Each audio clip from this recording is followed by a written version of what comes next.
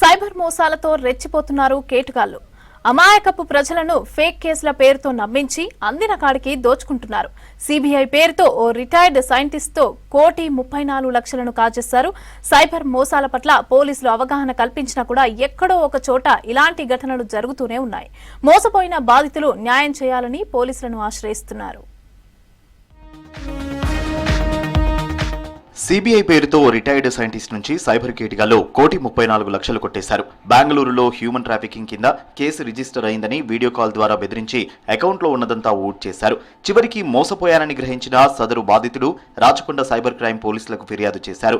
హైదరాబాద్ ఉప్పల్లోని సరస్వతీనగర్ కు చెందిన 74 ఏళ్ల శివేంద్రనాథ్ రాయ్ సర్వే ఆఫ్ ఇండియాలో సైంటిస్ట్ గా పనిచేసి రిటైర్ అయ్యారు. మే 31న శివేంద్రనాథ్ ఇంట్లో ఉన్నప్పుడు ఓ వీడియో కాల్ వచ్చింది. మేము సిబిఐ నుంచి మాట్లాడుతున్నాం, మీపైన బెంగళూరులో హ్యూమన్ ట్రాఫికింగ్ కేసులు నమోదైనట్లు చెప్పారు.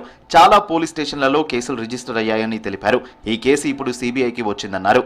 అంటే ఇంత అవేర్నెస్ చేస్తున్నప్పటికీ ఇంకా ఇలాంటి క్రైమ్ ఇంత హ్యూజ్ అమౌంట్ లాస్ అనేది మనం ఎందుకు చూస్తున్నామంటే thing is that one presumption is that he is not aware of the things that are going or the crime patterns etla untunayo teliyatledo lekapothe he is not mingling with the society. These are the conclusions that one can draw. So ilanti complaints vachinappudu vruddulo young anedi undadandi. Basically ga it is a fear factor in that person which makes them to pay actually. Case విషయాలు discuss చేయడానికి మా officer మీతో మాట్లాడతారని ఎదుటి వ్యక్తి చెప్పాడు.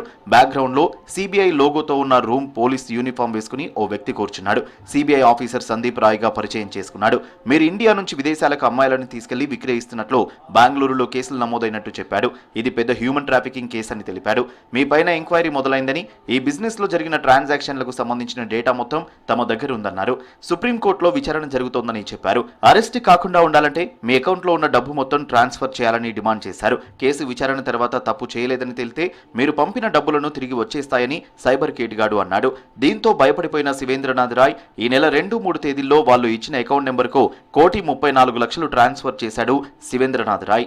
From every police station they are supposed to take part in educating or creating awareness among the society with respect to the different types of the cyber crimes that are happening in our area. That is how it is being done.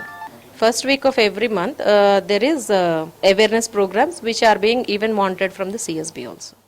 Case update తెలుసుకునేందుకు శివేంద్రనాథ్ Roy call చేస్తే కలవలేదు. చివరికి మోసపోయానని గ్రహించి 6న ఎల్బీనగర్లోని Rachakonda cyber crime లో ఫిర్యాదు చేశాడు. బాధితుని ఫిర్యాదుతో case నమోదు చేసి దర్యాప్తు చేస్తున్నట్లు డీసీపీ నాగలక్ష్మి తెలిపారు. డబ్బులు పోగొట్టుకున్న వాళ్ళు గోల్డెన్ అవర్స్ లో ఫిర్యాదు చేస్తే రికవరీ చేసేందుకు అవకాశం ఉంటుందని చెప్పారు డీసీపీ. 1930కు కాల్ చేసి సమాచారం ఇవ్వాలన్నారు. అకౌంట్లు ఫ్రీజ్ చేస్తే న్యాయం జరుగుతుందన్నారు పోలీసులు.